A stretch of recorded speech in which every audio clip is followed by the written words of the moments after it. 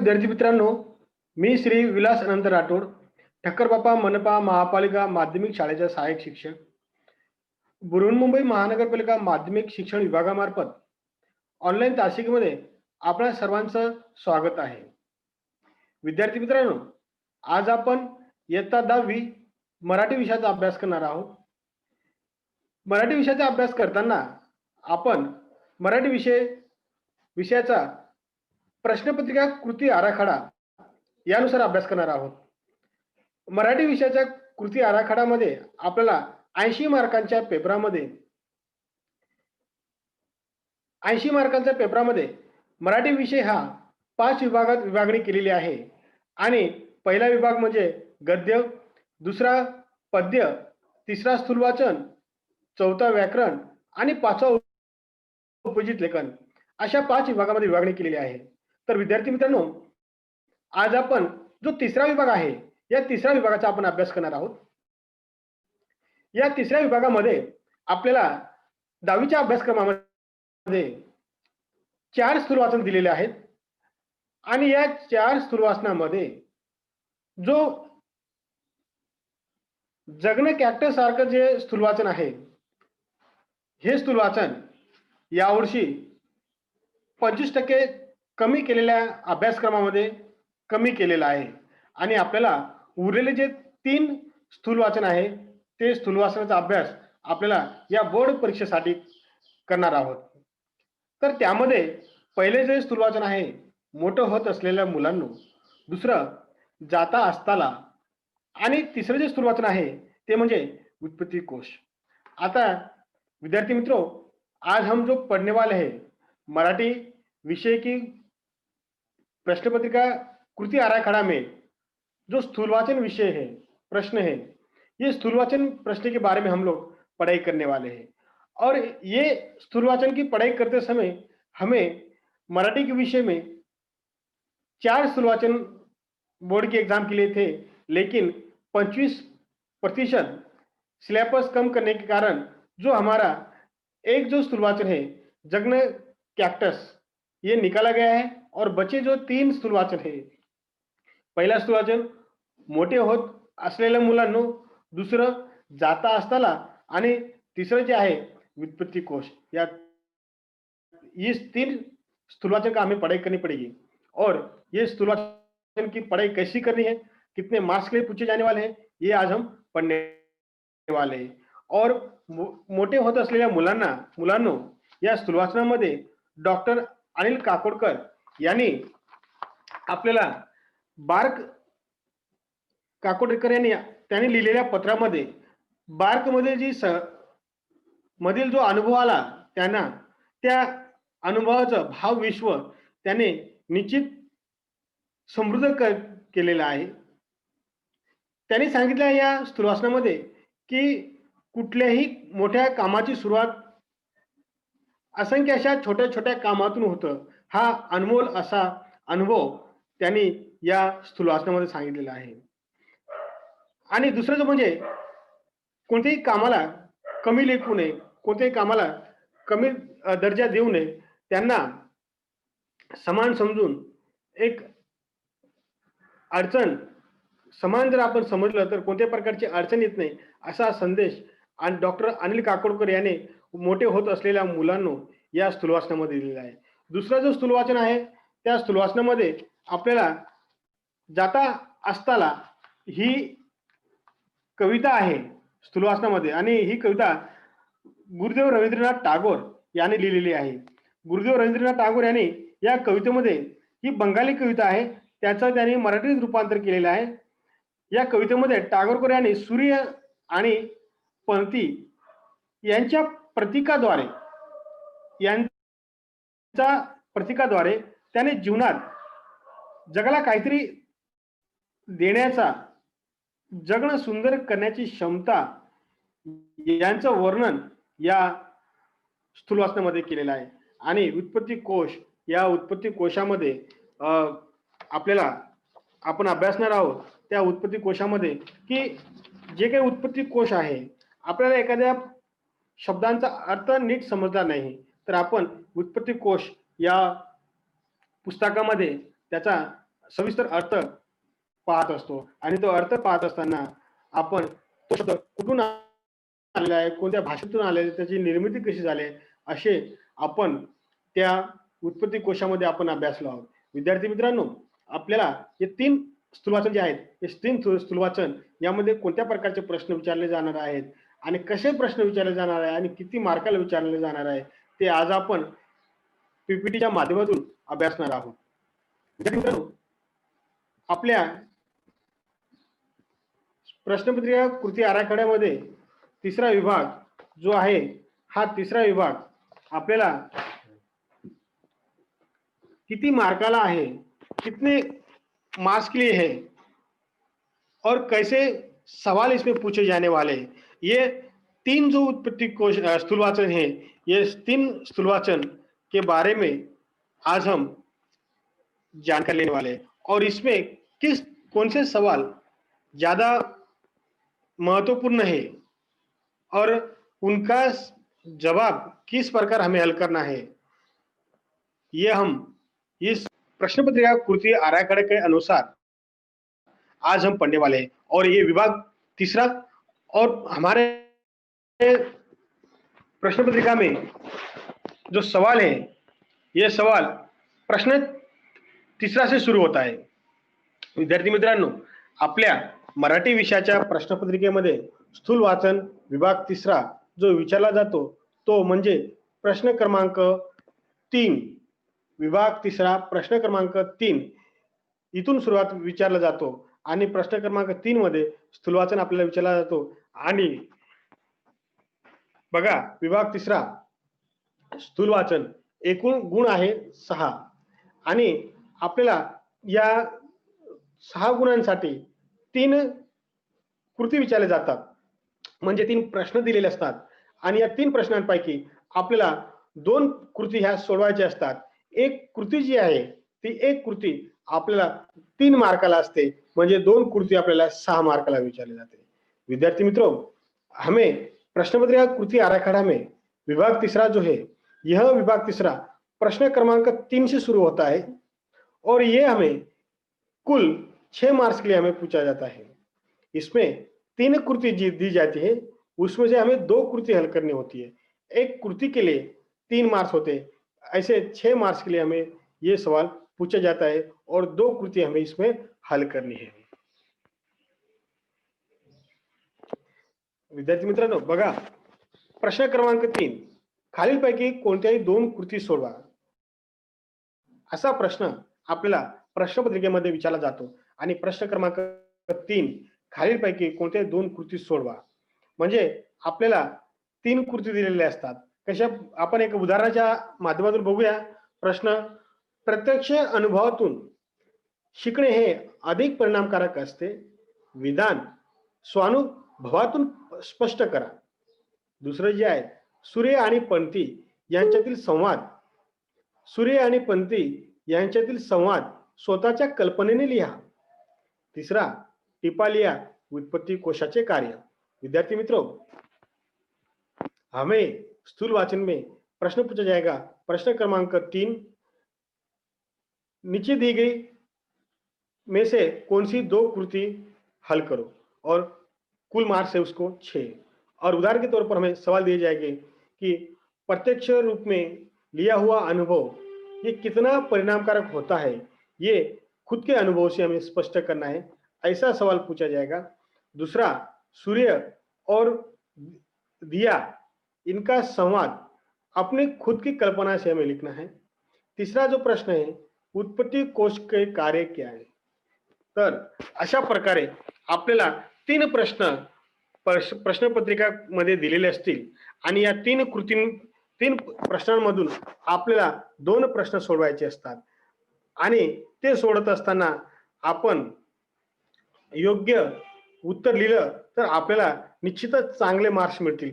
एक कृती जी आहे, एक प्रश्न जो आहे आपल्याला 3 मार्काला विचारला जातो आणि 3 आणि 3 6 अशा 2च कृती आपल्याला सोडवायचे असतात. म्हणून या 3 जे स्थूल वाचन आहे, मोठे होत असलेल्या मुलांनो, व्युत्पत्ती कोश आणि आपलं जे दुसरी जी कविता आहे, जाता असताला, या फक्त 3च स्थूल वाचन आहे. या 3 स्थूल वाचनाचा आपण नीट आणि काळजीपूर्वक अभ्यास केला तर आपल्याला 6 पैकी 6 मार्क्स मिळवण्यास खूप मोठी एक संधी मिळेल. कारण यामध्ये 4 स्थूल वाचन होते. 1 स्थूल वाचन आपल्याला 25% जो आपला अभ्यासक्रम कमी केला, त्या कमी अभ्यासक्रम केल्यामुळे 1 स्थूल वाचन आपलं कमी केलेलं आहे. उरलेले 3च आहे आणि 3 स्थूल वाचन आपल्याला 6 मार्काला आहे आणि त्यामध्ये आपल्याला जे प्रश्न आहेत ते प्रश्न आपण नीट काळजीपूर्वक तिन्ही स्थूल वाचनाचा अभ्यास केला पाहिजे. बघा, आपल्याला बोर्डच्या परीक्षेमध्ये 6 मार्काला या 3 स्थूल वाचनावर कशा प्रकारचे प्रश्न विचारले जाऊ शकतात आणि हे प्रश्न खरोखर खूप महत्वाचा आहे. आणि हे 9 प्रश्नांची तयारी तुम्ही विद्यार्थ्यांनी जर चांगल्या प्रकारे केली तर तुम्हाला 6 मार्क्स मिळतील. म्हणून या 9च्या 9 प्रश्नांची तयारी घरी व्यवस्थितरित्या पूर्ण करायची आहे.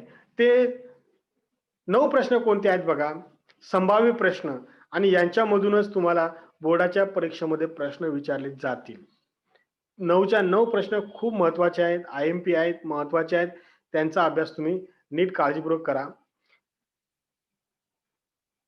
स्थूल वाचनाच्या विभागामध्ये संभाव्य प्रश्न म्हणजे येण्यासारखे प्रश्न कोणते आहेत बघा आणि येतीलच. 9च्या 9 मधून कोणतेही तुम्हाला 2 प्रश्न येणारच आहेत. त्याच्यामुळे या 9च्या 9 प्रश्नांची तयारी नीट आणि काळजीपूर्वक करा. टिपा लिहा. बार्क डॉक्टर दुसरी जी टिप आहे डॉक्टर होमी बाबा, या टिपामधून तुम्हाला विचारलं जाईल. दुसरं, स्काय आज दी लिमिट, ही परिस्थिती केव्हा निर्माण होऊ शकते ते पाठाच्या आधारे लिहा. म्हणजे स्काय आज दी लिमिट ही जी परिस्थिती आहे, ही परिस्थिती केव्हा निर्माण होते, कशी निर्माण झाली, ते आपल्याला त्या पाठामध्ये दिलेल्या स्थूल वाचनामधून आपल्याला 30 प्रश्न आपल्याला पूर्ण करायचा आहे. तिसरं जे आहे, मेटलायझिंग प्रक्रियेवर काम न होण्याची कारणे कोणती असावीत असे तुम्हाला वाटते. आपल्याला स्वानुमते आपल्याला स्वतःच्या मताने हा प्रश्न लिहायचा आहे. म्हणजे मेटलायझिंग प्रक्रियेवर काम न होण्याची कारण कोणती, तुम्हाला कोणती कारण वाटतात, का वाटतात, याचं स्पष्टीकरण आपल्याला या प्रश्नाच्या माध्यमातून त्या स्थूल वाचनाच्या द्वारे आपल्याला स्वतःच्या अनुभवाने हे प्रश्न लिहायचे. चौथा प्रश्न आहे, प्रत्यक्ष अनुभवातून शिकणे हे अधिक परिणामकारक असते. हे विधान स्वानुभवातून स्पष्ट करा. बघा, अनुभव आपल्याला आपण जेव्हा शिकतो तेव्हा आपल्याला जेव्हा स्वतःला जे अनुभव येतात, स्वतःला ज्या समस्या निर्माण होतात, स्वतःला ज्या अडचणी निर्माण होतात, त्या अडचणीतून जेव्हा आपण मार्ग काढतो आणि त्या समस्येचा आपण जेव्हा अनुभव घेतो तेव्हा आपल्याला ती समस्याचा परिपूर्ण असा आपल्याला अभ्यास करतो आपण आणि स्वतः अनुभव घेतल्यानंतर आपल्याला ते जास्त समजतं. हेच प्रश्नांचं उत्तर आपल्याला जे स्थूल वाचन दिलेले आहे, ज्या स्थूल वाचनामध्ये हे प्रश्नांची उत्तरे आहेत, त्या स्थूल वाचनामध्ये जाऊन आपल्याला त्यांचा आधार घेऊन आपल्याला ते स्वतःच्या अनुभवाने, स्वतःच्या मताने ते स्पष्ट करायचे आहेत. 5वा प्रश्न, तुम्हाला समजलेली कवितेतील सूर्याची भूमिका स्पष्ट करा. बघा, रवींद्रनाथ टागोर, गुरुदेव रवींद्रनाथ टागोर यांनी जाता असताना ही बंगाली जी कविता आहे, या बंगाली कवितेचं भाषांतर आपल्याला मराठीमध्ये केलेलं आहे आणि या कवितेमध्ये आपल्याला दिवा आणि सूर्य यांचं महत्व काय आहे, जाता असताना या कवितेच्या माध्यमातून आपल्याला या दोघांचा, सूर्याचा आणि दिवा जो आहे, या दोघांचा आपल्याला संभाषण या कवितेच्या माध्यमातून आपल्याला कळालेलं आहे. आणि हे जे स्थूल वाचन आहे, ही जी कविता आहे, या कवितेतून आपल्याला या प्रश्नाचं उत्तर लिहायचं आहे की सूर्याची भूमिका काय आहे, या स्थूल वाचनामध्ये सूर्याची भूमिका काय दिलेली आहे, ही आपल्याला त्या स्थूल वाचनाच्या आधारे स्पष्ट करायचं आहे. 6वा जो प्रश्न आहे, पणतीच्या उदाहरणातून कवितेत व्यक्त झालेला विचार स्पष्ट करा. पणतीच्या उदाहरणातून हा सुद्धा प्रश्न जो आहे, हा जाता असताना याच स्थूल वाचनातील आहे. म्हणजे पणती म्हणजे दिवा, पणती यांचं संभाषण जेव्हा झालेलं आहे आणि पलतीने जे काही उदाहरणं दिलेली आहेत त्या उदाहरणातून या कवितेत कोणता विचार व्यक्त झाला आहे, पलतीच्या माध्यमातून कोणता विचार व्यक्त झाला आहे, तो विचार आपल्याला या प्रश्नामध्ये लिहायचा आहे. आणि जेव्हा अ, शिक्षक वर्गात शिकवतात, तेव्हा जर आपण नीट लक्ष देऊन ऐकलं, तर हे जे प्रश्न आहेत, हे प्रश्न लिहायला मला तर वाटतं कोणत्याही प्रकारची अडचण होणार नाही. कारण आपण शिकवत असताना जो शिक्षकांनी जे स्पष्टीकरण केले आहे आणि त्याच स्पष्टीकरणाच्या माध्यमातून, त्याच स्थूल वाचनाच्या माध्यमातून आपण स्वतःचं मत त्या आधारे जर स्पष्ट केलं, तर ते अधिकच परिणामकारक होईल आणि आपल्याला जास्त मार्क देतील. म्हणून पतीच्या उदाहरणातून व्यक्त झालेला जो काही विचार आहे, तो विचार आपल्याला त्या स्थूल वाचनाच्या माध्यमातून आपल्याला स्पष्ट करायचा आहे. 7वा प्रश्न जो आहे, कवितेतील सूर्य आणि पणती या प्रतीकांचा तुम्हाला समजलेला अर्थ सविस्तर लिहा. हे पण जाता असताना गुरुदेव रवींद्रनाथ टागोर यांच्या स्थूल वाचनातील आहे. सूर्य आणि पणती हे जे दोन प्रतीकाच्या माध्यमातून म्हणजे हे दोन प्रतीक समोर ठेवून आपल्याला कोणता संदेश दिलेला आहे, आपल्याला कोणता अर्थ समजलेला आहे, तो अर्थ या दोन उदाहरणाच्या माध्यमातून आपल्याला स्पष्ट करायचा आहे. 8वा जो प्रश्न आहे, सूर्य आणि पणती यांच्यातील संवाद स्वतःच्या कल्पनेने लिहा. आणि या स्थूलवाचनामध्ये आपल्याला सूर्य आणि पणती यांच्यातील जो काही संवाद झालेला आहे, तो संवाद त्यांच्या कल्पनेतून आपल्याला तो संवाद लिहायचा आहे. 9वी टीप जी आहे, 9वा प्रश्न जो आहे, टिपा लिहा. खूप आहे, महत्वाचा प्रश्न आहे. उत्पत्ती कोशाचे कार्य. तुम्हाला बोर्डाच्या परीक्षेमध्ये उत्पत्ती कोशाचं कार्य तुम्हाला विचारलं जाईल. तर तेव्हा उत्पत्ती कोशाचं कार्य काय आहे, ते आपल्या शेवटच्या स्थूलवाचनामध्ये आपल्याला दिलेलं आहे. आणि ते दिलेलं असताना आपण समजून व्यवस्थित तो प्रश्न, त्याची टीप आपण कमीत कमी 8 ते 9 ओळीमध्ये ती लिहिली गेली पाहिजे. विद्यार्थी मित्रों, मैंने प्रश्न के साथ-साथ सवाल कैसे लिखने हैं, मैंने अभी आपको बताया। 9 ये जो 9 प्रश्न हैं, ये 9 प्रश्न आपको 6 मार्क्स के लिए आने वाले हैं और वेरी इंपॉर्टेंट है। ये महत्वपूर्ण सवाल है। ये तीनों जो अपने स्थूलवाचन है, ये तीनों स्थूलवाचन में से जो इंपॉर्टेंट जो सवाल थे, ये निकाले गए हैं और आपने अगर 9 के 9 सवाल अच्छे से तैयारी की, तो आपको 6 मार्क्स आराम से मिलने वाले हैं और आपका परसेंटेज ज्यादा बढ़ेगा। और जो बच्चे पास अच्छे मार्क्स से पास हो गए, उसको ये सवाल बहुत मदद करने वाला है। इसलिए जो तीन ही स्थूलवाचन है, इस 3 स्थूलवाचन की जो कल्पना है, जो आइडिया है, ये अच्छे से समझ के लेना बहुत जरूरी है। और ये जो सवाल है, ये सवाल बहुत ही जरूरी है। जैसे कि बाहर का ये टिप है, डॉक्टर होमी बाबा ये टिप है, उत्पत्ति कोश की टिप है, ये 3 टिप में से एक सवाल तो आपको आने वाला है। और बचे गए जो 8 सवाल है, इस 8 में से आपको 1-2 सवाल आएंगे। इसलिए मैं आपको रिक्वेस्ट कर रहा हूं कि जो 9 के 9 सवाल है, इस 9 के 9 सवाल में से आपको अच्छे से तयारी करनी है और अच्छे से पढ़ना है। आता विद्यार्थी मित्रांनो, तुम्हाला मी कोणते प्रश्न परीक्षेला विचारणार आहेत, संभाव्य प्रश्न कोणते आहेत, या संभाव्य प्रश्नांची तुम्हाला 9 प्रश्नांची मी तुम्हाला माहिती दिली. आता या 9 मधून जे काही 3 प्रश्न मी निवडलेले आहेत आणि या 3 प्रश्नांचं उत्तर कसं लिहायचं, हे आता आपण बघणार आहोत. विद्यार्थी मित्रों, मैंने आपको जो एग्जाम में पूछे जा सकते हैं, संभावना है, ऐसे संभावना वाले प्रश्न मैंने आपको 9 के 9 बताया। संभावना है वो तो आने वाले हैं, लेकिन संभाव्य प्रश्न के रूप में हमने आज उसको देखा। तो उसका मैंने स्पष्टीकरण भी आपको करके दिखाया, कैसे लिखना है वो भी मैंने आपको बताया।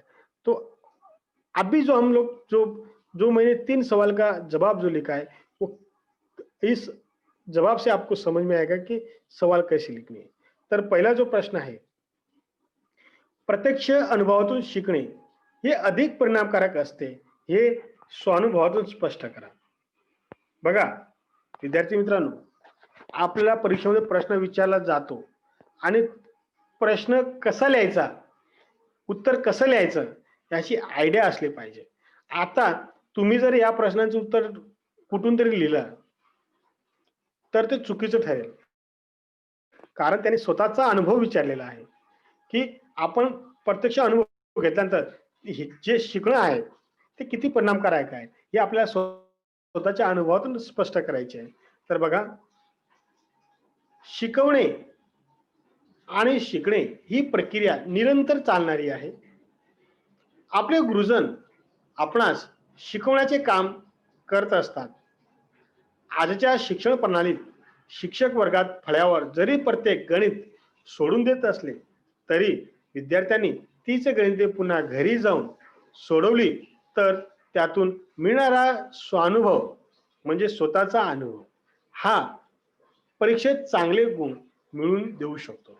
बघा, पहिल्या कसा प्रश्न लिहायचा, की जेव्हा आपल्या शाळेमध्ये शिकवणे आणि शिकणे ही जी प्रक्रिया आहे ही सतत चालणारी प्रक्रिया आहे आणि आपले जे शिक्षक आहे, आपले जे गुरुजन आहे ते आपल्याला वर्गामध्ये शिकवतात आणि आजची जी शिक्षण प्रक्रिया आहे ती प्रक्रिया त्या प्रक्रियेमध्ये शिक्षक जरी आपल्याला फळ्यावर गणित सोडून दिले असतील आणि ते तुम्ही लिहून घेतले, समजून घेतले आणि त्याचा जर तुम्ही घरी जाऊन स्वतः त्या उदाहरणाची प्रॅक्टिस केली नाही तर तुम्हाला ते गणित काही दिवसांनी समजणार, तुम्ही विसरून जाल आणि समजणार नाही.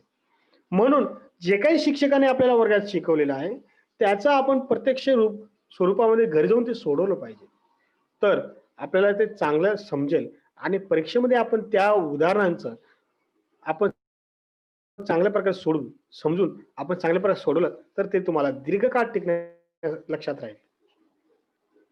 विज्ञान प्रदर्शनात गुरुजनांच्या मार्गदर्शनाखाली एखादा प्रयोग, एखादी प्रतिकृती तयार केली तरी ती बनवत असताना आलेला अनुभव हाच प्रदर्शनात परीक्षकांच्या पुढे उत्तरे देताना धाडस निर्माण करून देतो. याच अनुभवातून विद्यार्थी परीक्षकांनी विचारलेल्या प्रश्नांना उत्तरे देतात, अडखळत नाही. त्यामुळे त्याचा आत्मविश्वासही वाढलेला दिसून येतो.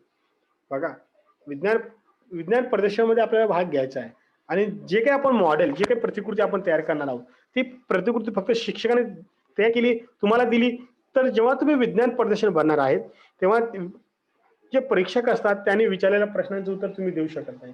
पण हे जे काही तुम्ही स्वतः अनुभव घेतला, स्वतः तयार केला आणि स्वतः अनुभव घेतला आणि जेव्हा परीक्षक तुम्हाला प्रश्न विचारतील तर तुम्हाला त्याचा चांगल्या प्रकारे उत्तरे देता येईल. तुम्हाला आत्मविश्वास तयार होईल. का?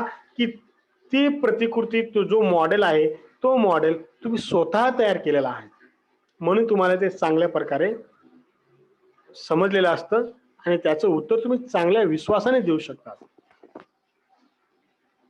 यावरून असे लक्षात येते की कोणतेही काम एखाद्याने सांगितल्यावर त्याचप्रमाणे कृती करून पूर्ण करणे व पुन्हा तेच काम कोणाचेही मार्गदर्शन न घेता स्वतः करणे यातील अनुभव म्हणजेच खरा स्वानुभव होय असे म्हटले पाहिजे. शिवाय असे शिकणे अधिक परिणामकारक असते.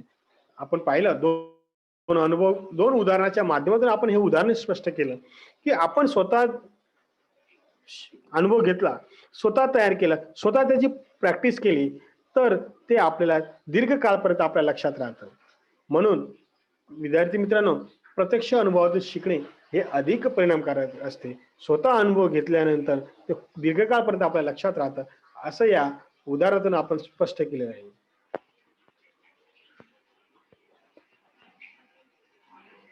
बघा, दुसरा, तुम्हाला पहिला प्रश्न कसा लिहायचा मी तुम्हाला समजून दिलं.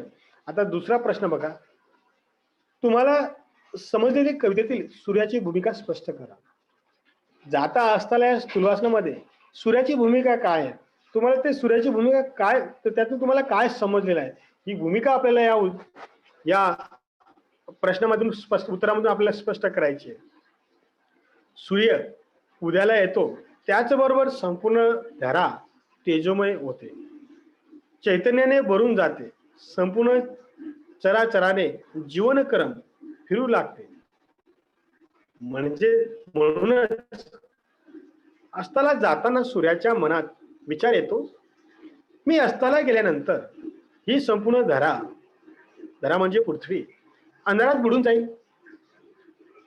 माझ्या प्रकाशाचा एक साधा कवडरचाही किंचितचाही उरणार नाही. मग या पृथ्वीवर जीवाचं काय होईल? हा मिट्ट अंधार विश्वास विश्वा विश्वाच्या चैतन्याला संपून तर टाकणार नाही ना. या विश्वाच्या चराचरात अणुरेणूत सामावलेले जीवन चैतन्य हा अंधार मिळून तर टाकणार नाही ना, असा प्रश्न, एक अनामिक भीती त्याला छळू लागते. पृथ्वीला अंधारातून कोणीतरी वाचवलं पाहिजे. विश्वाचे कोणीतरी भले करावे. मी अस्ताला गेल्यानंतर कोणीतरी माझे कार्य करावे. या सुंदर विश्वाला प्रकाशमान करावे असे त्याला वाटते. बघा, पहिल्या पॅरेग्राफमध्ये काय सांगितले की सूर्य जेव्हा अस्ताला जातो तेव्हा त्याला पडलेल्या प्रश्नांचं वर्णन त्यांनी इथं मांडलेलं आहे. सूर्य जेव्हा उदयाला येतो, दिवस जेव्हा उजाडतो, तेव्हा जी पृथ्वी आहे ती पृथ्वीचा प्रत्येक कोना ना कोना प्रकाशाने तेजोमय होतो.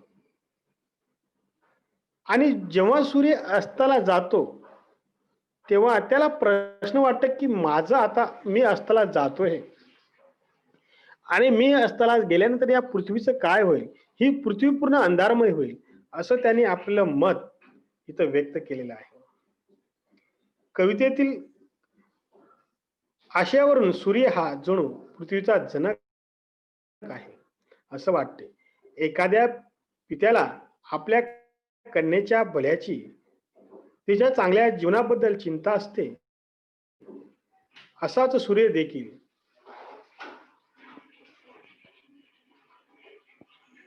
धरतीची काळजी घेणारा, तिला जपणारा पिता आहे असे प्रतीक होते. बघा, जणू काय एखादा बाप आपल्या मुलीची काळजी घेतो की आपल्या मुलीला,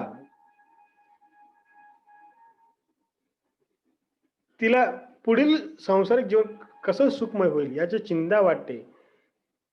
तसंच सूर्याला सुद्धा आपल्या पृथ्वीची एका वडील पित्यासारखंच त्याला काळजी वाटत असते. पुढचा प्रश्न,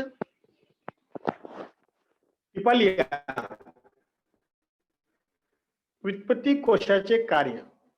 प्रत्येक प्रश्न तुम्हाला 3 मार्काला विचारला जाणार आहे. प्रश्न तिसरा मध्ये 6 मार्काला प्रश्न तिसरा पूर्ण आहे आणि 2 प्रश्न आपल्याला सोडवायचे आहेत. आता टिपा व्युत्पत्ती कोशाचे कार्य. बघा, वाचन करताना अनेक वेगवेगळे शब्द डोळ्याखालून जातात. काही शब्द लक्ष वेधून घेतात. हे शब्द कसे तयार होत असावेत याची उत्सुकता निर्माण होते. मग अशा वेळेस त्या शब्दांची निर्मिती कशी झाली हे पडताळण्यासाठी व्युत्पत्ती कोश उपयोगी पडतो. व्युत्पत्ती कोश शब्दाचे मूळ रूप दाखवतो. इतकेच नव्हे तर त्यातील विस्तार, संदर्भ, उच्चारातील बदल व फरक दाखवतो. याची उत्पत्ती पाहणे, उच्चार जाणून घेणे ही भाषा समृद्धीच्या दृष्टीने आनंददायी प्रक्रिया आहे. एकाच शब्दाने वेगवेगळ्या परिस्थितीमध्ये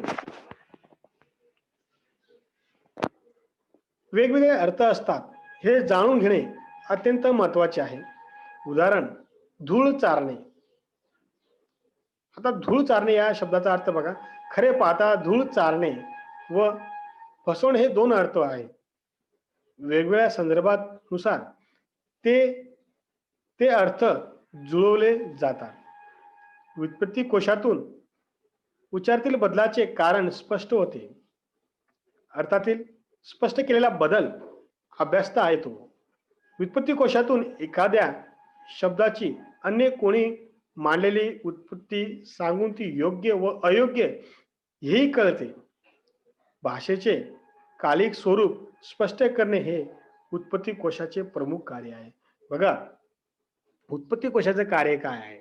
उत्पत्ती कोशामध्ये शब्दांचा अर्थ कसा असतो, नंतर उत्पत्ती कोशामध्ये जो शब्द आहे तो शब्द कोणत्या भाषेतून आलाय, त्याची निर्मिती कशा प्रकारे आहे, त्या शब्दकोशाचं प्रमुख कार्य काय आहे, या प्रश्नामध्ये आपण पाहिलं.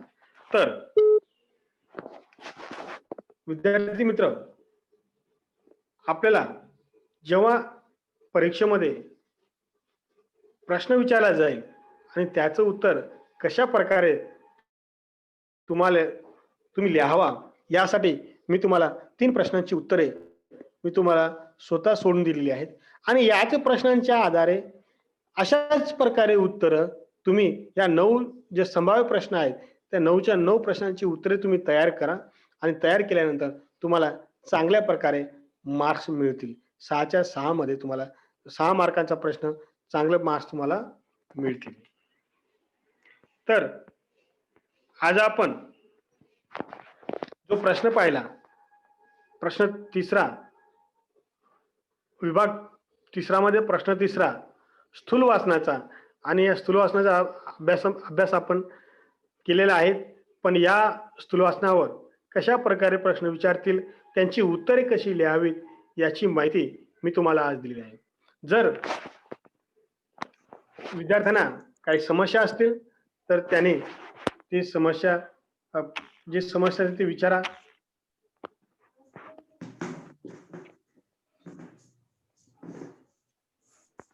हाँ बच्चों, इस टॉपिक से संबंधित कोई क्वेश्चन है, आपको कुछ पूछना है तो आप लोग पूछ सकते हो.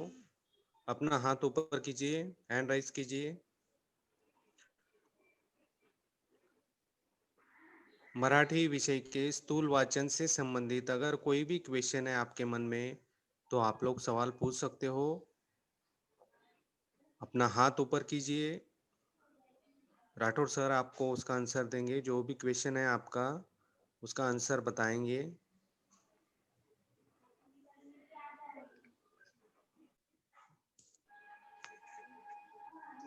विद्यार्थी मित्रों,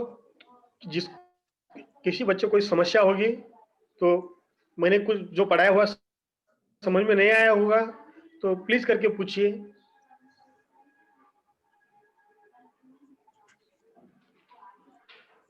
किसी को कुछ क्वेश्चन पूछना है बच्चों इस टॉपिक से संबंधित?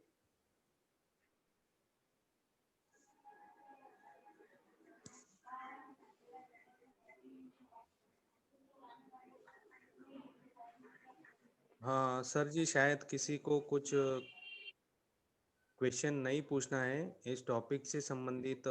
उनको कोई क्वेरी नहीं है. किसी का हाथ ऊपर नहीं दिखाई दे रहा है. आपने बहुत ही अच्छा ओके पढ़ा. सर. प्रेजेंटेशन बहुत ही अच्छा था. बच्चों को टॉपिक अच्छे से समझ में आया. धन्यवाद सर जी. सर एंड कर दूं? हाँ धन्यवाद सर जी. ओके 5 मिनिट में एंड कर देता हूं सर. Okay okay. विद्यार्थी मित्रांनो, आज आपण प्रश्न तिसरा, विभाग तिसरा, प्रश्न क्रमांक 3, जो आपल्याला 6 मार्काचा प्रश्न विचारला जातो स्थूल वाचनावर, या स्थूल वाचनावर विचारलेल्या प्रश्नांची तुम्हाला मी संभाव्य जे प्रश्न आहेत या संभाव्य प्रश्नांची 9च्या 9 प्रश्नांची तुम्हाला प्रश्न दिलेले आहेत आणि परीक्षेमध्ये या 9 प्रश्नांची जर चांगल्या प्रकारे तयारी केली तर तुम्हाला परीक्षेमध्ये अडचण येणार नाही. आणि प्रश्न क्रमांक 3 हा, यामध्ये आपल्याला 3 कृती दिलेल्या असतात. त्या 3 कृतींपैकी 2 कृती आपल्याला सोडवायची असतात आणि एक प्रश्न आपल्याला 6 मार्काला एक प्रश्न आपल्याला 3 मार्काला विचारला जातो. असे प्रश्न क्रमांक 3 हा एकूण आपल्याला 6 मार्काला विचारला जातो. आणि यामध्ये आपण पाहिलं की संभाव्य प्रश्नांची माहिती सुद्धा मी तुम्हाला दिली आणि कोणत्या स्थूल वाचन आपल्याला परीक्षेमध्ये विचारले जाणार आहे त्याची माहिती सुद्धा दिली आणि प्रश्नांची उत्तरे कशी लिहावी याविषयी पण मी तुम्हाला माहिती दिली. विद्यार्थी मित्रों, आपको विभाग तीसरा प्रश्न क्रमांक 3 इसके बारे में मैंने आपको डिटेल जानकारी दी है और जो संभाव्य प्रश्न 9 दिए गए हैं उन संभाव्य प्रश्न की तैयारी आपको अच्छे से करनी है. प्रश्न के सवाल कैसे लिखने हैं ये भी मैंने आपको समझा के दिया हूँ। तो उम्मीद करता हूँ कि आप बोर्ड के एग्जाम में अच्छे मार्क्स लेके पास होंगे, उम्मीद करता हूँ। और मैंने जो आज स्थूलवाचन का जो प्रश्न क्रमांक 3 जो पढ़ाया वो आप सभी को समझ में आया है। धन्यवाद।